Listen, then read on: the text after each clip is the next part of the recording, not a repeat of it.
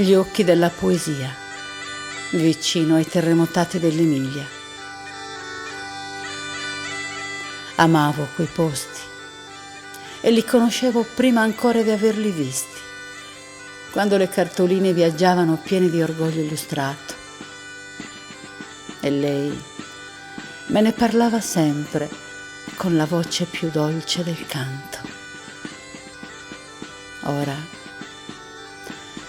piango le lacrime nascoste tra le nebbie che sento mie, nei sussulti dell'anima, vicino a quella gente generosa e ferita, tra le case crollate, i campanili distrutti e gli orologi con le ore spezzate, che si affacciano allo sguardo come mute membrane di un silenzio infinito.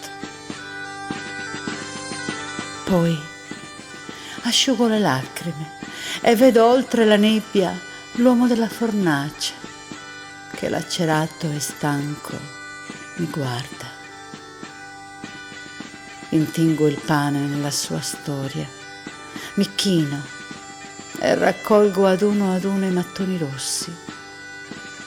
Li pulisco e li lavo con l'acqua del panaro e attendo che il postino bussi ancora alla mia porta.